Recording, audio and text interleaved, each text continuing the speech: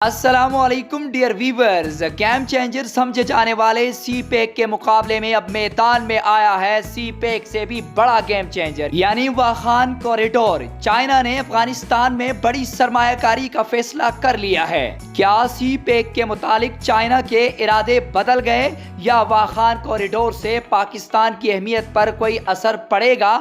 یہ تو اپنی جگہ بڑے سوالات ہیں، لیکن واخان کوریڈور ہے کیا، اس کے پیچھے بڑی دلچسپ معلومات ہیں۔ یہ سب کچھ جاننے کے لیے تھوڑی دیر کے لیے جڑے رہیں شفیز ڈائری کے ساتھ۔ تو آئیے جناب، آسانی سے سمجھنے کے لیے اس نقشے پر نظر ڈالتے ہیں۔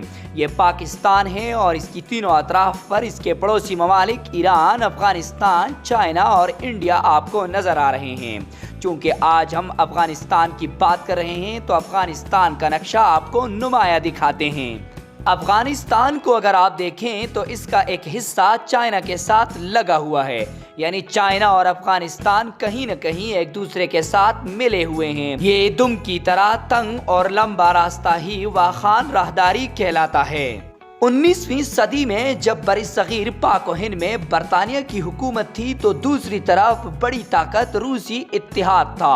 ان دونوں طاقتوں کا وسطی ایشیا میں اپنے اثر و رسوخ بڑھانے کے لیے جغرافیائی سیاسی مقابلہ تھا۔ روسی اتحاد کی بڑی طاقت اور اپنی کمزور ہوتی ہوئی پوزیشن دیکھ کر برطانوی سلطنت نے چالاکی دکھائی اور واخان راہداری کو افغانستان میں شامل کر دیا۔ افغانستان چونکہ اس وقت ایک خود مختار ملک تھا تو یقیناً وہ اپنے علاقے میں کسی کو آنے نہیں دیتا۔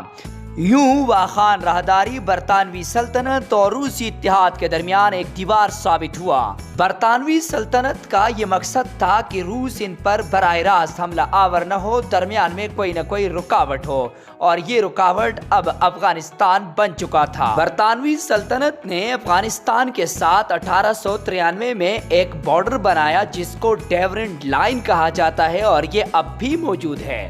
اب بات کرتے ہیں ایک خاموش اور مضبوط اعصاب کے مالک کھلاڑی چائنا کی، جس کا دنیا میں کسی کے ساتھ باقی کوئی لینا دینا نہیں، صرف ایک ہی مقصد ہے اور وہ ہے اپنی تجارت بڑھاؤ اور معیشت اٹھاؤ۔ یہی وجہ ہے کہ یہ دنیا میں کسی سے لڑتا نہیں بلکہ ہر جگہ اپنی تجارت کے لیے راستے تلاش کرتا رہتا ہے، اور یہی آسان راستے اس کو پاکستان سے ہی مل سکتے ہیں۔ چائنا عراق، سعودی عرب اور دیگر ممالک سے تیل خریدتا ہے، جس کے لیے یہ ایک بڑا لمبا راستہ طے کرتا ہے۔ اس راستے پر ایک تو چائنا کا خرچہ زیادہ آتا ہے، جبکہ دوسری طرف یہ بحر ہند کو استعمال کرتا ہے، جو کہ کسی بھی وقت چائنا کے لیے مسئلہ کھڑا کر سکتا ہے۔ ان ممالک اور ان سے آگے تک اپنی مصنوعات پہنچانے اور وہاں سے تیل لے آنے کے لیے چائنا کو ایک شارٹ راستے کی ضرورت تھی۔ اسی مقصد کے لیے چائنا پاکستان کے ذریعے ایک مختصر راستہ یعنی سی پیک بنانے کا کام کر رہا ہے۔ کسی بھی ملک کو اپنی تجارت کے لیے سمندر کا استعمال ضروری ہوتا ہے۔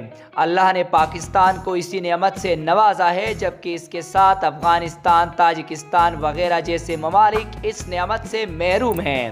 تبھی ان کو لینڈ لاک کنٹریز کہا جاتا ہے، یعنی ان کے پاس سمندر کی سہولت نہیں ہے اور یہ اپنی مصنوعات آسانی سے دیگر دنیا تک نہیں پہنچا سکتے۔ یہی سمندر کی نعمت ہی ہے جس کی وجہ سے چائنا جیسے بڑا ملک گرم پانی تک جانے کے لیے پاکستان کا محتاج ہے اور اپنے اربوں ڈالر کا سرمایہ پاکستان میں لگا رہا ہے۔ لیکن بدقسمتی سے جہاں پاکستان میں امن و امان کی صورتحال تسلی بخش نہیں ہے، وہاں دوسری طرف سیاسی عدم استحکام ختم نہیں ہو رہا۔ اسی وجہ سے پاکستان روز بروز IMF کا غلام بنتا جا رہا ہے، جبکہ امریکہ بھی پاکستان کے اکثر کاموں میں ٹانگ اڑا لیتا ہے۔ سی پیک جس پر کافی عرصے سے کام جاری ہے، لیکن سیاستدانوں کے آپس میں لڑنے کی وجہ سے یہ کام بار بار تعطل کا شکار ہو رہا ہے اور اس رفتار سے نہیں ہو رہا جس رفتار سے یہ ہونا چاہیے تھا۔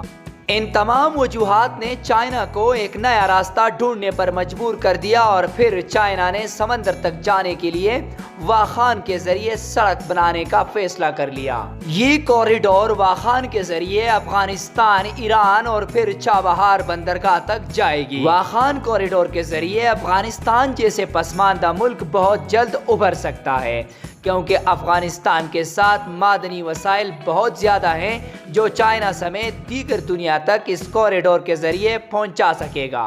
لیکن یاد رکھیں کہ چائنا نے سی پیک کا منصوبہ ختم نہیں کیا، بلکہ پاکستان کی ابتر سیاسی صورتحال، بدلتی پالیسیوں، امریکی مداخلت اور IMF کی کھڑی شرائط کی صورت میں اپنے لیے ایک متبادل راستہ سوچا ہے۔ پاکستان اگر اس موقع پر ہوش کے ناخن لے اور صرف اپنے اندرونی سیاسی غیر ضروری اختلافات ختم کریں تو سی پیک واخان کے مقابلے میں چین کے لیے اب بھی ایک بہترین انتخاب ہے۔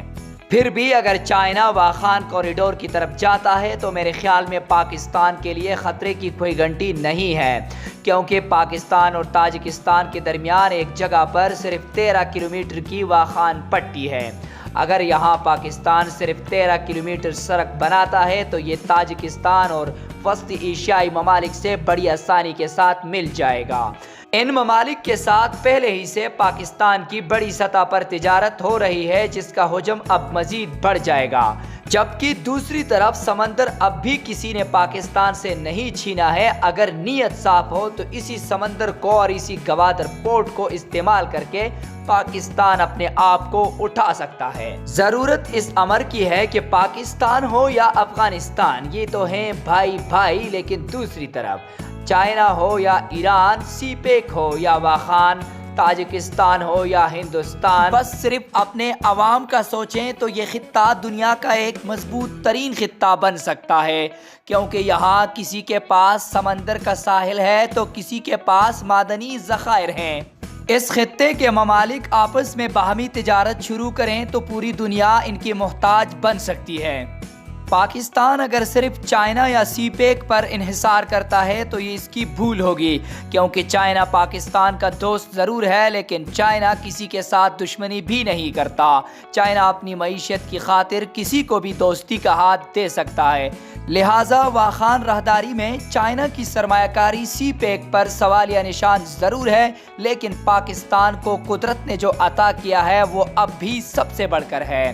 بس صرف ضرورت اس امر کی ہے کہ پاکستان اپنے گھر کو ٹھیک کرے، پھر وہ وقت دور نہیں جب 1963 میں بغیر سی پیک کے پاکستان جرمنی کو قرض دینے والا ملک تھا۔ اگر آپ کو میری یہ کوشش پسند آئی ہے تو آخر میں لائک اور سبسکرائب ضرور کیجیے گا، اور اگر نہیں تو پھر بھی اللہ نے